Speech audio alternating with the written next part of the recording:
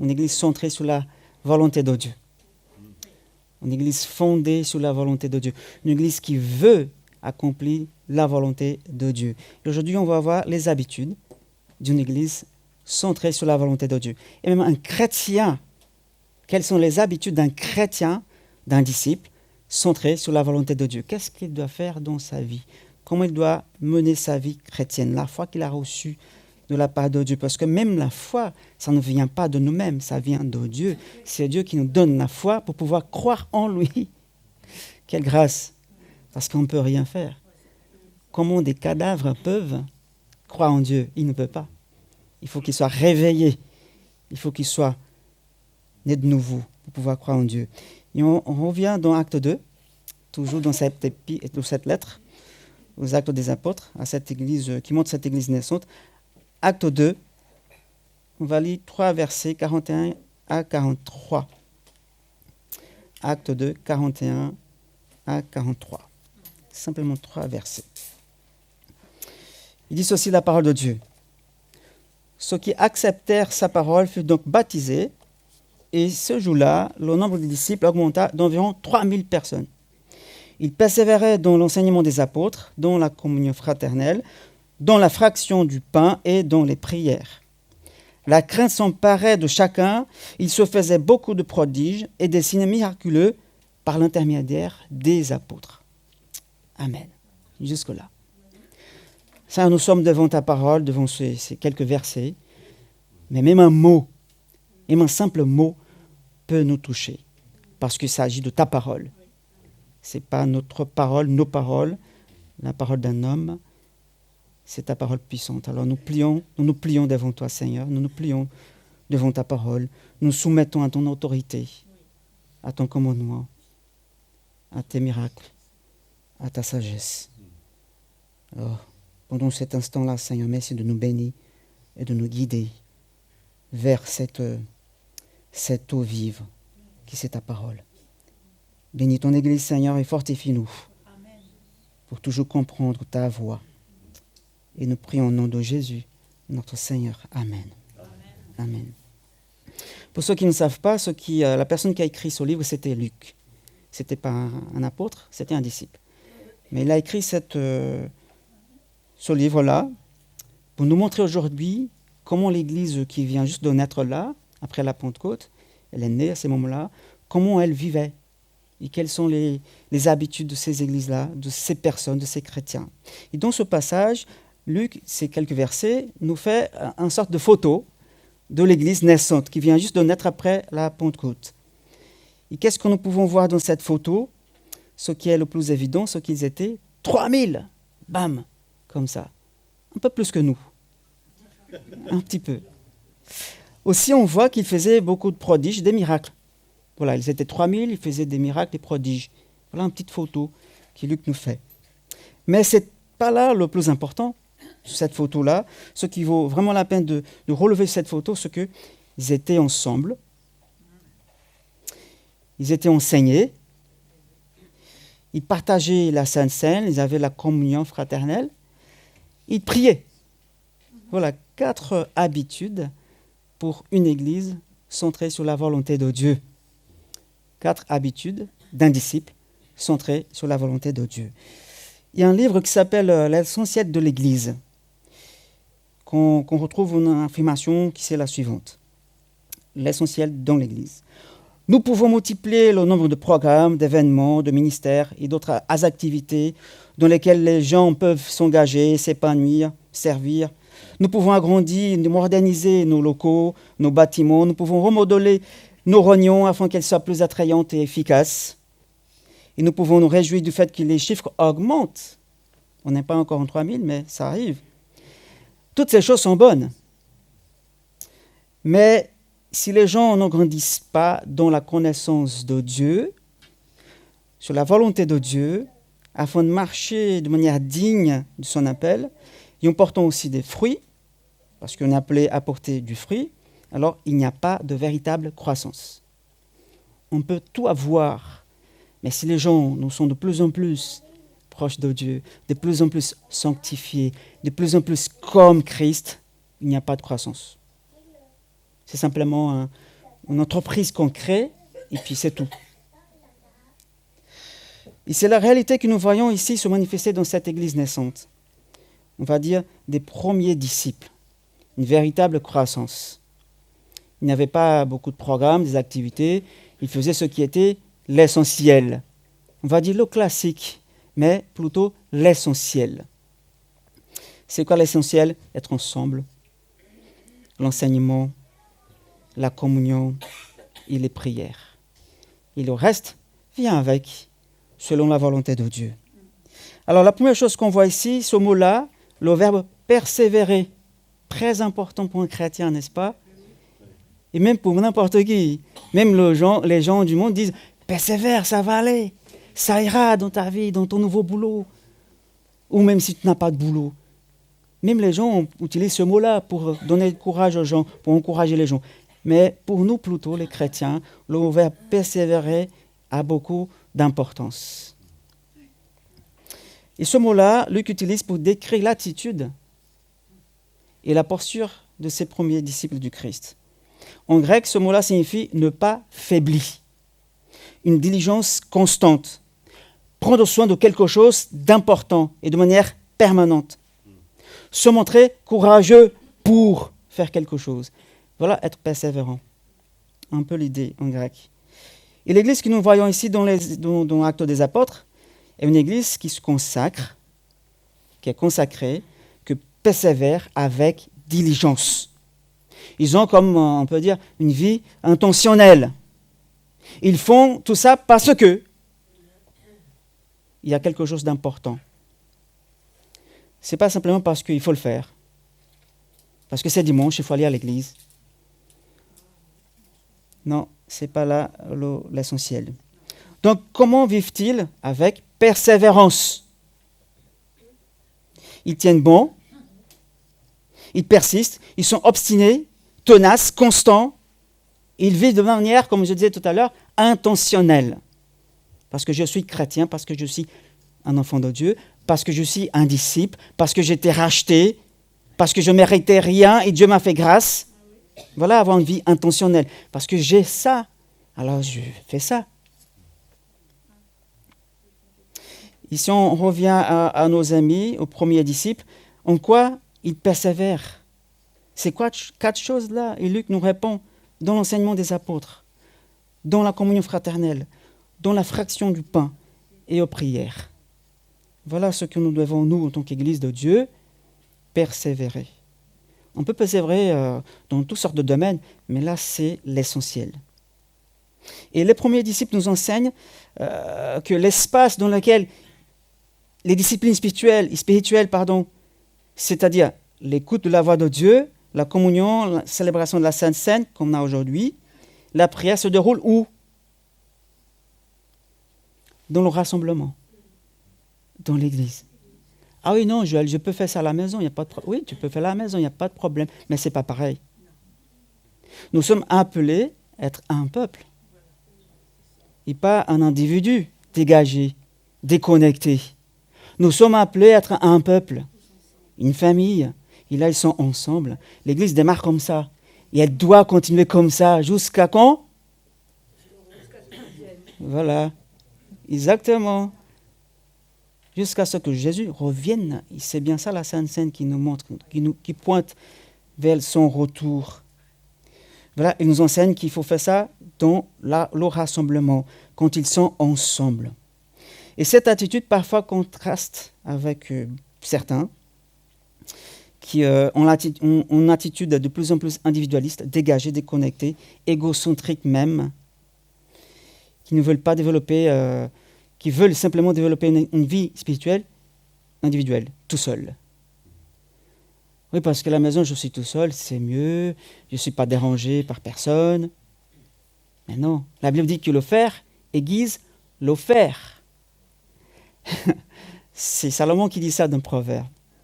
L'homme aiguise l'homme. Simplement, il veut dire ça. Et ça se fait dans la famille, chez nous, dans l'église, dans la maison de Dieu. Alors, voyons 4 habitudes qui sont capitales d'une église centrée sur la volonté de Dieu. Première, on a déjà vu tous les 4, ils persévéraient dans l'enseignement des apôtres. Et on voit que l'action continue de ces frères-là, de ce premier disciple, ils étaient consacrés à l'enseignement de la parole de Dieu. Y être à l'enseignement de la parole de Dieu signifie que ce frère-là, chaque jour, ils s'entretenaient ensemble. On ne peut pas avoir des réunions tous les jours, c'est sûr. On ne vit pas dans la même époque. Hein. On ne s'assoit plus devant la maison pour papoter avec les voisins comme avant. Je ne sais pas si vous faisiez ça avant. Moi, je faisais ça même en tant que petit. On était toujours sur le trottoir de notre maison. Voilà, il y avait des gens tout le temps. On racontait des histoires avec mes parents, mes grands-parents. Ouais, c'est le bon temps, quoi. Mais bon, c'est des étapes de la vie, c'est comme ça. On n'a pas le choix. Il faut qu'on avance quand même. Hein. Et puis, on n'est pas dans la même époque, mais chaque jour, ils étaient devant la parole de Dieu, ils s'entretenaient, ils enseignaient les uns les autres, se consacraient. Ils priorisaient, c'est ça le plus important. Ils priorisaient le temps de qualité pour écouter la voix de Dieu. Ce n'est pas une question de quantité, c'est plutôt la qualité. Je viens parce que je veux écouter la voix de Dieu. Je veux être enseigné. Je veux être façonné, modélé par la voix de Dieu. Pas par la voix de Joël, mais la voix de Dieu. C'est ça l'intention qu'ils avaient d'être chaque jour pour être enseignés. Parce qu'ils voulaient être façonnés et transformés par la voix de Dieu. Alors je ne sais pas vous, mais quand vous venez à l'église, par exemple, oui, on vient pour adorer Dieu, c'est la première chose. Parce qu'on est un peuple qui adore un seul Dieu. On vient pour l'adorer, comme on a fait tout à l'heure, mais on continue, comme disait Tony, tout le temps, on adore. Notre vie quotidienne, c'est une adoration. Pourquoi ? Parce qu'on est un temple. On est le temple du Saint-Esprit. Ici, à un temple, il y a de l'adoration. Ce n'est pas nous-mêmes qu'on va adorer, hein, mais c'est Dieu qui est en nous. Oui, ne vous regardez pas sur le miroir. Ah oui, je t'adore. Ben non. Moi, je rigole. Hein. C'est juste une parenthèse. On ferme la parenthèse. Hein? Parfois, ça arrive, ouais. Et puis nous, on adore tout le temps Dieu, parce que Dieu déjà est en nous. Mais oui, quand on regarde en arrière, qu'est-ce qu'il a fait pour moi? Oui, on adore, on écoute sa voix, on veut être façonné, transformé par sa voix. Comme dit Hébreux 4:12, en effet, la parole de Dieu est vivante et efficace, plus tranchante que de toute épée à deux tranchants, pénétrant jusqu'à séparer âme et esprit, jointure et moelle. Elle juge les sentiments et les pensées du cœur. La parole de Dieu est efficace. Elle est puissante. Sachez que seule la parole a le pouvoir de vous transformer, de vous façonner, de vous rendre semblable au Christ. Seule la parole de Dieu. Alors si c'est ça que vous voulez, allez, plongez-vous dans la parole. Et chaque jour. Parce que les disciples, les premiers disciples, ils ne faisaient que ça. Ils voulaient être enseignés par les apôtres. L'enseignement des apôtres. C'était pas que par les apôtres, mais les enseignements des apôtres. Et l'expression, encore une fois, persévérer, apparaît plusieurs fois dans ce livre-là. Parce que c'est ça que l'Église fait. Elle persévère même. Tout le temps, chaque jour, avec persévérance, ils se réunissaient au temple. Acte 2, 46. Et ce qu'ils faisaient dans le temple, c'est, selon Acte 5, 42, chaque jour dans le temple et de maison en maison, comme on fait aujourd'hui, dans des groupes de maisons, ils n'ont cessé d'enseigner et d'annoncer la bonne nouvelle de Jésus, le Messie. C'est important de dire Jésus, le Messie, parce que à cette époque, il y avait beaucoup de gens qui s'appelaient Jésus. Comme on a aujourd'hui aussi, il y a quelques Jésus. Hein. J'ai connu déjà un Jésus. Ben, son prénom. Mais oui, je connais aussi Jésus, le Messie. Mais la bonne nouvelle de Jésus, le Messie, le Fils de Dieu, le Christ. L'enseignement des apôtres, c'était quoi? C'était fondé sur l'Ancien Testament. Ok? Ça signifie qu'aujourd'hui aussi, l'Ancien Testament, c'est pour nous important. Il ne faut pas lire que le Nouveau Testament, lisez tous les deux. Mais aussi toutes les paroles que Jésus avait laissées aux disciples. Donc les apôtres, par cet enseignement, devaient exhorter, enseigner, guider, renouveler, fortifier chaque chrétien et chaque jour. Et vous dites, mais oui Joël, mais on a plus les apôtres ici aujourd'hui. C'est vrai, ils ne sont plus là. Mais on a les enseignements qui a été mis par écrit. L'Esprit Saint nous a donné. Et grâce à Dieu, nous pouvons avoir tous les enseignements des apôtres basés, fondés sur les paroles de Jésus, ainsi que l'Ancien Testament aussi. C'est pourquoi, si nous voulons grandir dans la foi, mes amis, être renouvelés chaque jour, fortifiés, guidés dans la volonté de Dieu, connaître mieux Jésus, qu'est-ce qu'il nous faut? Persévérer encore et encore dans la lecture de la parole, dans la méditation de la parole. Et moi, je ne me lasse pas de le répéter chaque fois que je viens ici. Parce que c'est la parole qui nous donne vie.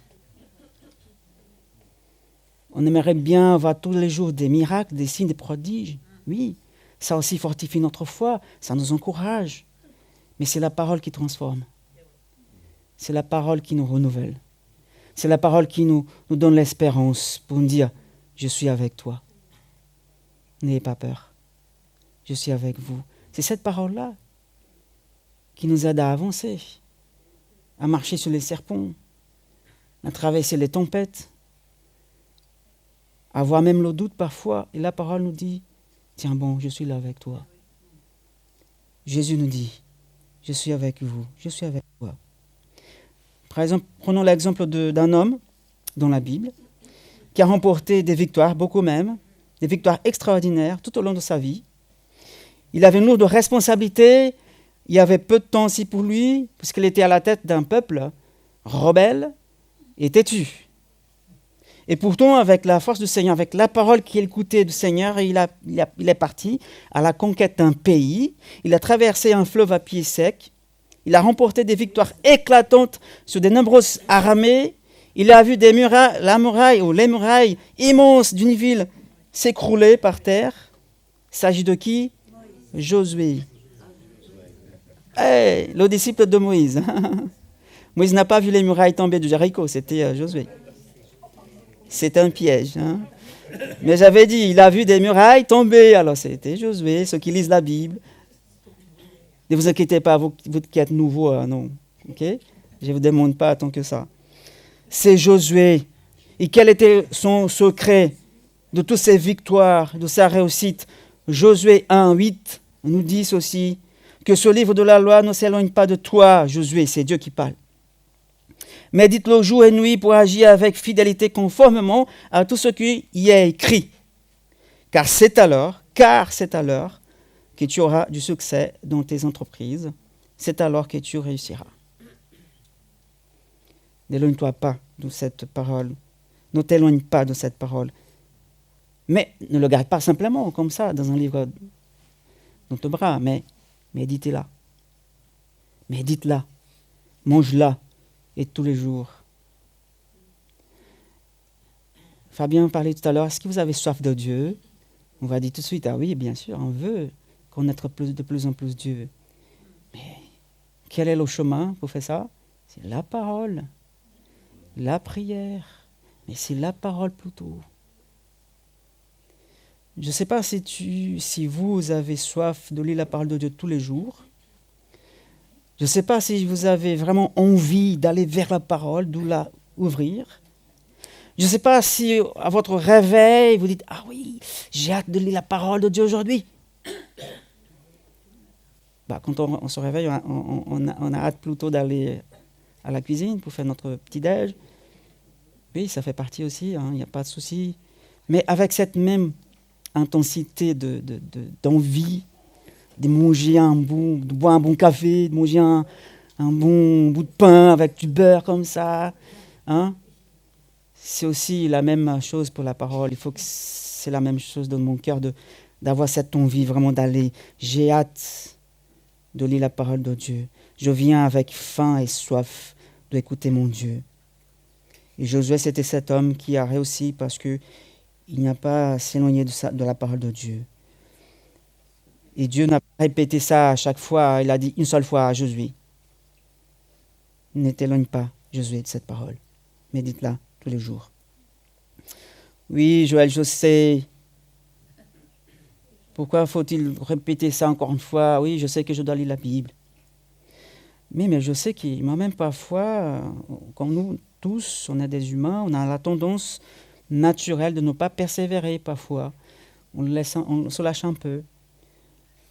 Vous savez, il y a des plans bibliques. Hein? Lis la Bible pendant 1 an. Et on prend l'engagement, on commence pas aujourd'hui. Demain, ok. Demain, après-demain, c'est bon. Après une semaine, ah oui, moi, j'ai pas lu ce matin. On a la tendance de lâcher un peu. Parce que la vie nous prenne, la vie elle nous attire à autre chose. Il y a beaucoup de problèmes qui nous dérangent, qui nous gênent, qui nous empêchent. Mais l'exemple de nos frères et sœurs ici, ils nous disent, persévérez. Parce que nous avons cette tendance de lâcher, de relâcher, et parfois de compter sur nous-mêmes, sur nos réserves. Oui, parce que je connais déjà assez Dieu, hein, c'est bon. Et Jacques nous dit dans chapitre 1, verset 25, Jacques 1, 25, « Mais celui qui a plongé le regard dans la loi parfaite, la loi de la liberté, et qui a persévéré, celui qui n'a pas oublié ce qu'il a entendu, mais qui se met au travail, celui-là sera heureux dans son activité. » Une fois mangé, on continue à manger de plus en plus. Et Jésus même l'avait dit dans Matthieu 7, hein, je vais parler le passage, mais Matthieu 7, 24, Jésus lui-même disait à la fin de son sermon sur la montagne, parmi ceux qui l'écoutaient, il avait 2 catégories de personnes, 2. Des sages qui vont appliquer ce qu'ils ont écouté, ce que Jésus a dit, et là ils vont construire sur le roc. Et les fous qui écoutent, mais ne vont pas appliquer ces paroles, et du coup là ils vont construire sur le sable. Il y a la moindre épreuve, tout s'écroule, parce qu'il n'y a pas de rocher sous ses pieds. On raconte qu'en 1839, en Belgique, la Bible était tellement rare à cette époque-là, et les gens, ils avaient vraiment le désir de la lire, ils avaient soif, que devant ça, les autorités de la ville, de Bruxelles, ils ont attaché 3 Bibles avec des chaînes de fer, en fer, au pilier de l'hôtel de ville, de la mairie, afin de permettre les gens qui n'avaient pas de Bible à la maison de lire. Mais ils étaient attachés par des chaînes de fer, en fer. Sinon, les gens allaient amener chez eux. Hein. Ils ont fait ça en 1839. Parce que les gens, ils avaient soif de la parole. C'était le moment de réveil, la réforme, tout ça. Ça fait longtemps. Et aujourd'hui, nous avons ce trésor à portée de main, à plusieurs formats. Petit, moins petit, grand, gros caractère, numérique, portable, sur le téléphone. Pour tous les goûts, toutes les couleurs, toutes les finitions, tous les budgets aussi. Hein. Et pourtant, nous n'en profitons pas assez. Peut-être j'ai tort, mais bon, globalement c'est ça. Sans parler de ceux qui ont été et qui sont toujours torturés, même tués, parce qu'ils ont une seule feuille de la Bible dans leur poche. Les premiers disciples, mes amis, eux, étaient conscients de ce trésor. Ils persévéraient dans l'étude de cette parole de vie. Soyons comme eux. Soyons persévérants pour l'enseignement de la parole de Dieu. Allons tous les jours manger de la parole de Dieu, goûter de cette eau vive, de cette parole vive. Deuxièmement, les disciples persévéraient dans la communion fraternelle. Juste une parenthèse que je vais faire maintenant. Revenons un peu dans le jardin d'Éden. Au moment qu'Adam et Ève étaient là, tout était parfait, hein, vous savez, tout était parfait. Après la chute, vous savez, tout était abîmé par le péché. Mais revenons à la création. Saviez-vous que nous appartenons tous à la même race? Il n'y a pas 2 races, 3 races, il y a une seule race, la race humaine. Pourquoi je dis ça? Parce qu'on a été enseigné dans le temps, nos enfants, ils étaient enseignés, pas mes enfants, mais pas aujourd'hui encore, on a plusieurs races dans le monde. Mais non, on a une seule race dans le monde. Il n'existe qu'une seule race, la race humaine. Peu importe d'où vous venez, soit de l'Afrique, du Brésil ou de France, peu importe la couleur de votre peau, encore en parenthèse, on ne peut pas parler de couleur, hein, non plus. Vous savez pourquoi? Parce que nous avons tous la même couleur. Eh oui. Par exemple, quelqu'un va me dire que je suis blanc. Je ne suis pas blanc. Blanc, c'est ça. Est-ce que je suis blanc? Ben non. Je suis marron clair. C'est la vraie couleur, en fait, des humains. On a tous la même couleur. Pourquoi je dis ça? Parce que j'ai lisé ça il y a quelques jours, c'est vraiment impressionnant, intéressant. C'est ça qui a donné le racisme dans le monde. En disant qu'ils nous sommes des couleurs différentes. Mais non, on a tous la même couleur. Selon les scientifiques, hein, on a des tons différents, des tonalités, des nuances différentes.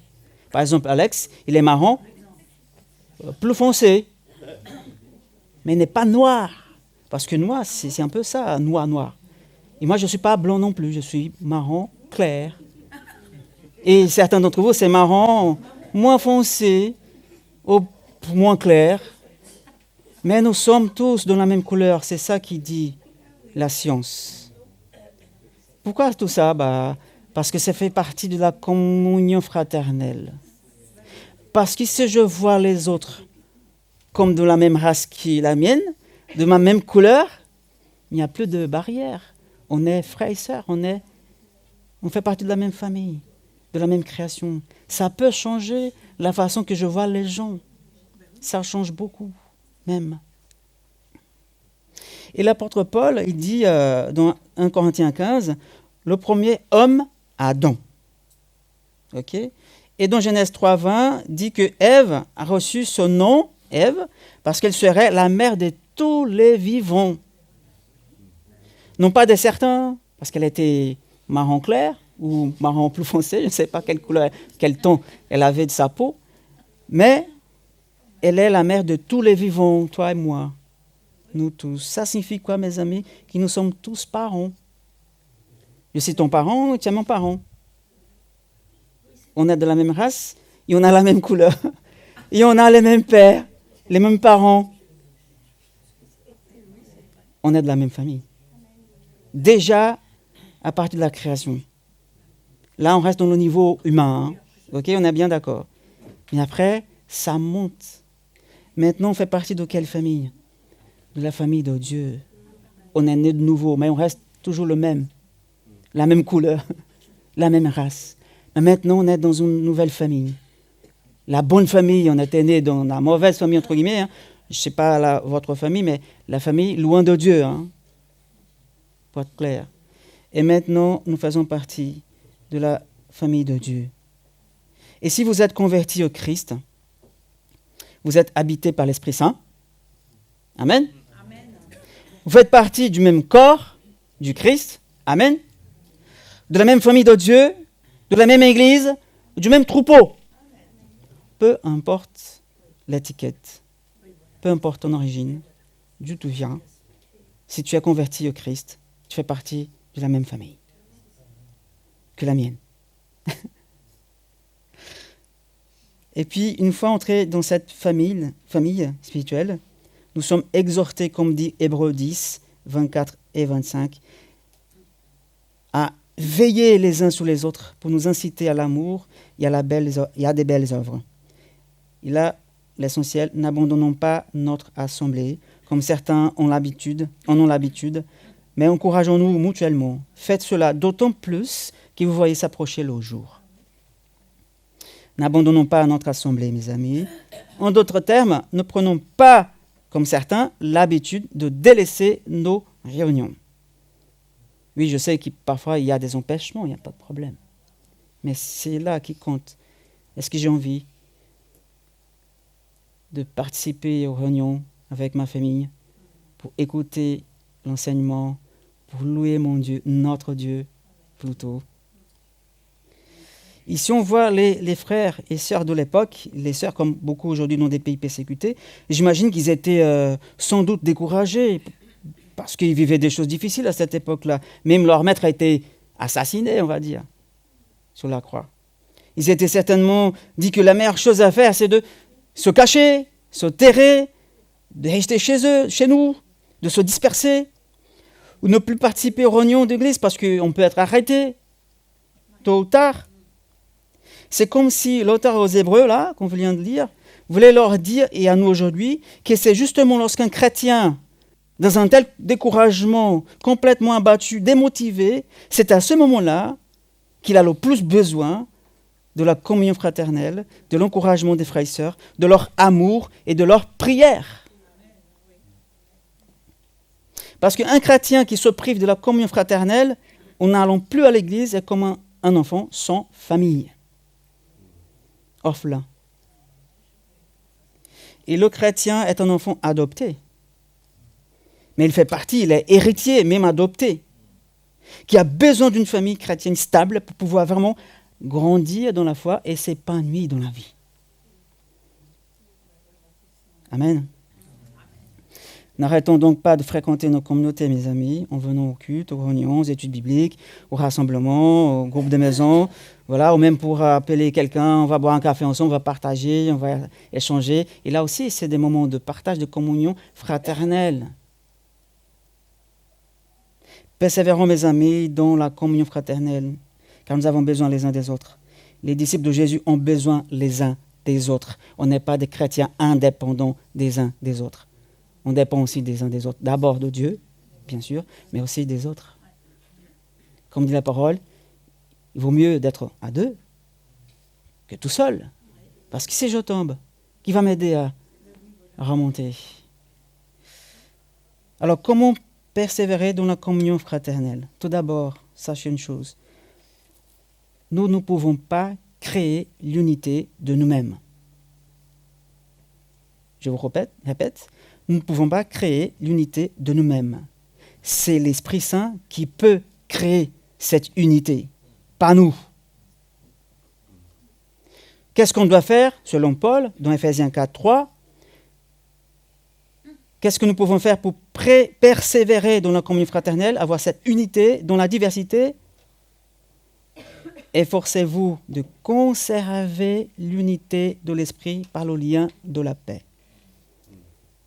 C'est le mot conserver, simplement. Voilà notre travail, c'est de conserver, pas de créer. On ne veut pas créer l'unité. C'est l'Esprit Saint qui le fait.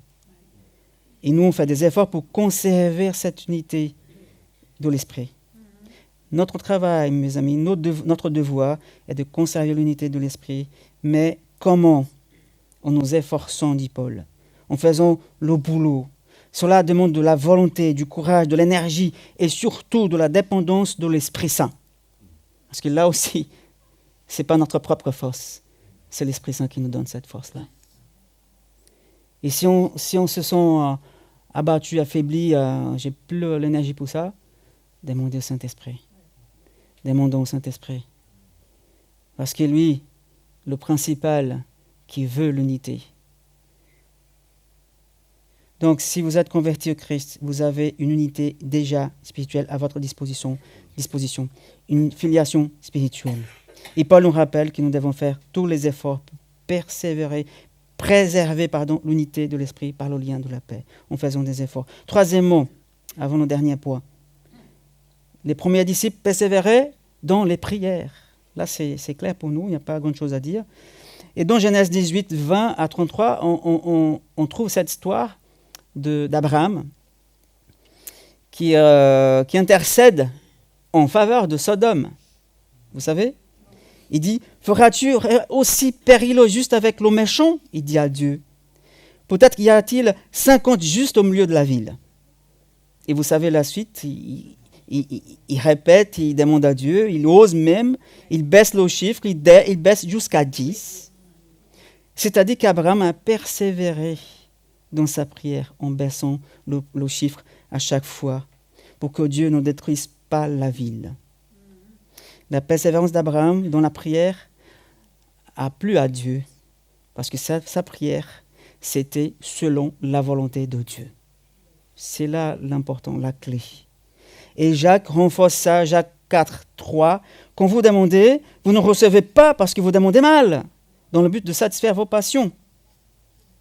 Ce n'est pas selon la volonté de Dieu. Et c'est pour ça qu'on ne reçoit pas. Des prêts pour satisfaire notre passion, oui, c'est ça.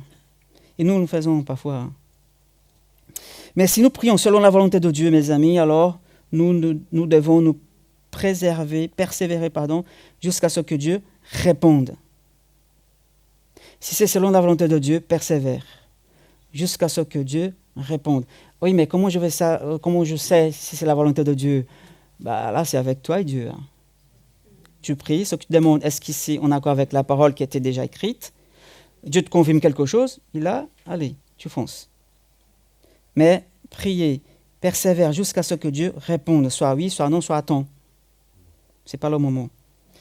Mais il nous faut être patient, car ce que le Seigneur dit s'accomplit toujours, au bon moment, le moment voulu pour lui.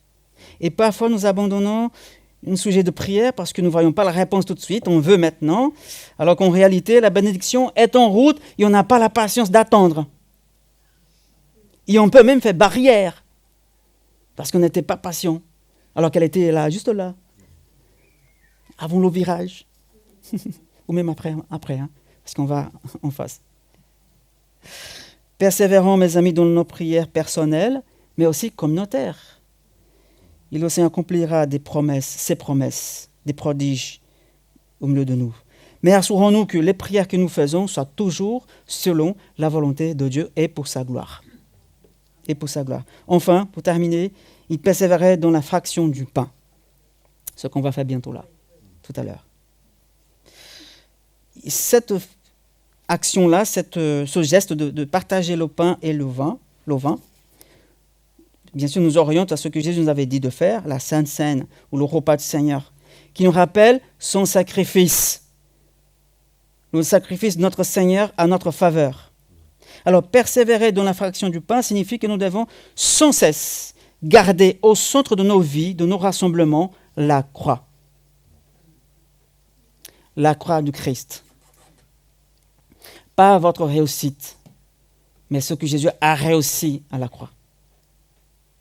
Nos cultes, nos vies, nos réunions doivent toujours être au centre de la croix. La croix doit être au centre de tout ça. Pourquoi? Parce que c'est en regardant de la croix, ou même si on se souvient de la croix, là nous pouvons nous humilier et demander pardon à Dieu. Parce que je vois la croix. Je m'humilie devant lui. J'abandonne mes ambitions afin de faire la volonté de Dieu quand je regarde la croix. Je me rappelle que je dois porter toujours ma propre croix aussi. Parce que Jésus m'avait dit. Je dois déposer mes fardeaux, ce que je ne peux plus apporter. Quand je pense à la croix, je dépose mes fardeaux. Et en pensant à la croix, mes amis, je me souviens du prix qui a été payé pour sauver des gens comme moi, comme toi, comme nous. La croix était au centre de la vie des chrétiens, de l'Église primitive, et doit aussi être au centre de notre vie aujourd'hui. 1 Corinthiens 1, 18 nous dit, en effet, le message de la croix est une folie pour ceux qui périssent, mais pour nous qui croyons, qui sommes sauvés, est la puissance de Dieu. Avoir toujours le message de la croix à l'esprit. Il a un peu nous humilier, abandonner nos ambitions, nous rappeler de porter notre croix, déposer nos fardeaux et nous souvenir du prix qui a été payé pour sauver des gens comme nous. Sachez, mes amis, que sans la croix, les points précédents, la lecture de la parole, la communion fraternelle, la prière, sont vains et inutiles. Sans la croix, ça ne vaut quasiment rien. Car toutes ces choses-là nous fournissent quand même une fausse sécurité. Ah, je lis la Bible tous les jours, t'inquiète. Est-ce que la croix est au centre de ta vie? Est-ce que tu as bien compris le message de la croix? Simplement, est-ce que tu es vraiment converti, quoi? C'est ça. Si vous êtes un disciple de Christ, mes amis, vous devez suivre votre maître sur le chemin de la croix. Cette église doit suivre le chemin de la croix. C'est la croix au centre. C'est l'image, c'est le symbole. Mais on a là, il là. Soyons, mes amis, une église qui persévère. Soyons des chrétiens qui persévèrent dans la connaissance de Dieu par sa parole, dans la communion fraternelle, dans la prière, tout en gardant la croix au centre de notre vie. Soyons des chrétiens consacrés. Consacrés. Tout ce que vous faites, faites pour la gloire de Dieu. Soit manger, dormir, se balader, partir en vacances, faites pour la gloire de Dieu. Plus nous ferons cela, plus nous deviendrons forts pour résister à ce monde difficile. Et nous serons un jour jugés dignes lorsque le Seigneur reviendra. Amen. Que Dieu nous fortifie, qu'il nous bénisse, qu'il fasse de nous son peuple consacré qui persévère. Amen.